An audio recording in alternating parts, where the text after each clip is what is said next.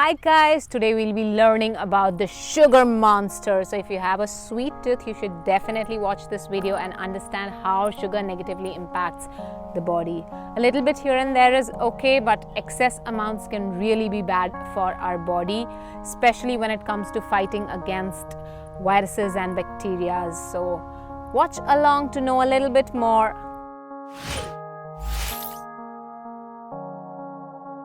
Hi guys, welcome to Fit and Calm, and let's have a look at what sugar actually does to human bodies. So research says that just 75 to 100 grams of sugar can impair your immune system for up to 5 hours, and the effect starts as soon as 30 minutes. So you consume sugar and within 30 minutes your immune system suddenly drops. So your immune system is like the defense between you and all the viruses and the bacteria and the cancer cells, all the disease causing stuff, and your immunity. So that's your line of defense, and sugar directly impacts that. So according to WHO, your consumption of sugar should be just 10% of your caloric requirement. That amount of sugar you can consume just by having 2 cans of Coke, of Pepsi, or any of the other soft drinks, or even if you go to Starbucks and order a normal coffee that has sugar in it, even if you have 2 of those, you actually might exceed this limit right there. So usually if you're having home cooked meals, home cooked food, you will not end up having too much sugar, but the sugar that is hidden is the real problem. Did you know that 74% of processed foods include sugars in them? Let's say you're having ketchup that's come from the market. There's sugar in that. Most of the things that you get from the market, if you get cereal from the market, that has sugar in it. So when you go and buy stuff, make sure you read the labels properly. If you can see within the first or the second ingredient is glucose, if there is sucrose, if there is anything which ends with cose, you can kind of assume that it's got quite a lot of sugar in it. And you can use other things. White sugar is specifically not good for your body. You can use some substitutes, but even if you are having any substitutes, for instance, jaggery is a little better than sugar. You can use stevia leaves, you can use honey, raw honey, you can use maple syrup, but you have to make sure that even these you consume within limits. If it's natural, doesn't mean that you can have as much as you want.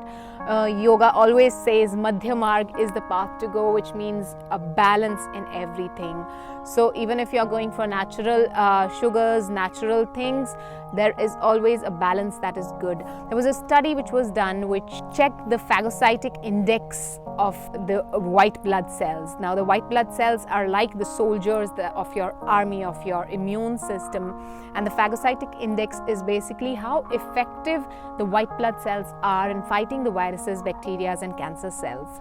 And when you consume sugar, there was a research which said that the phagocytic index, it reduced by 75%, which simply means that your body became 75% less effective at fighting viruses, at fighting bacteria and cancer cells, just by consuming sugar. And another important aspect of sugar is that it directly impacts your immunity by impacting the vitamin C absorption. So vitamin C is very important. You might have heard that, lemons, oranges, all of these things are really good when it comes to boosting your immunity. But when you have sugar, receptors in the body, which is called the GLUT1 receptor, it's the same receptor for glucose, and you have the same receptor for vitamin C.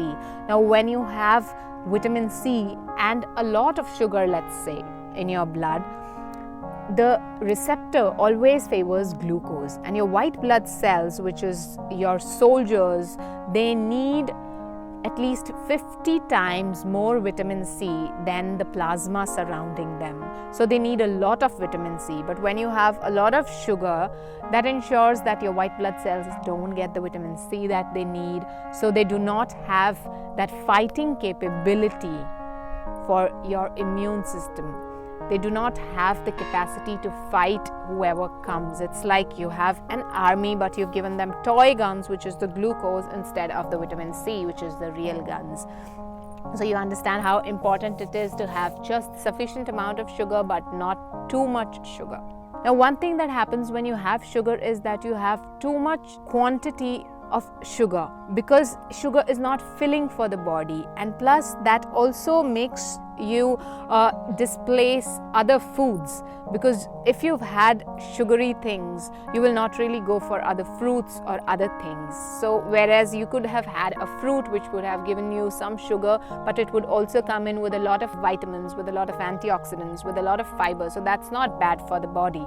So that's good ideally. So instead of having any unnatural things or even packaged drinks, your juices, they also have a lot of sugar in them. If you're having juices, have fresh juices, homemade juices, or from a place that you trust that does not put sugar in the juices. Ideally, it's the best option to have fruits, eat fruits just like that. There's some more reasons why you might not want to have a lot of sugar. It increases anxiety. It doubles the rate of heart diseases. It leads to obesity. There's tooth decay.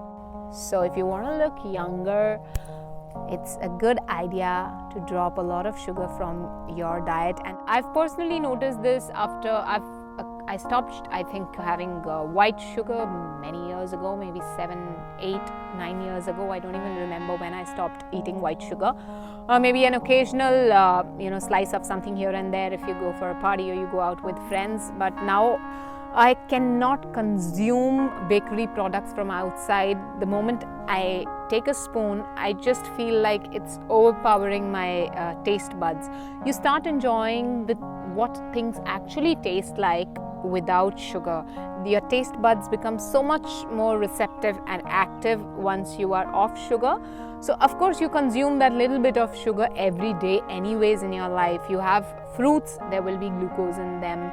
Little bit here and there, even if you're having jaggery, even if you're having raw honey, that is also glucose for your system. So that 10% which WHO recommends will anyway come, but it's a very good idea to stay off white sugar. It's not really good at all, and especially for the kids, it's not good at all. They'll have a lot of problems paying attention to things, to their studies or to whatever they are doing if they are consuming lots and lots of sugar or chocolates or any of these things. So make sure you cut out sugar from your diet as much as possible. Go for some natural things, even if you want to use a little bit at home, and experiment it. Let us know how it feels. Do it for 7 days maybe, or do it for 2 days, and if 7 days you feel good, continue it for a little more and just see how that goes. For me, I left sugar very naturally because it just stopped feeling like, oh, I need it. I still make cakes and I bake, but I use a lot of natural stuff. So you can use date paste, you can use bananas in your muffins, in your cakes. So a lot of things which will taste sweet, but it will not be that overpowering sweetness that you get in all of the bakery products. Plus a lot of the other processed things are not a part of it. So yes, leave sugar as much as possible. If you have any questions, do let us know in the comments below. And if you liked it, again, leave a thumbs up. Let us know how it was for you. Thank you so much for joining us here. May you stay fit and calm.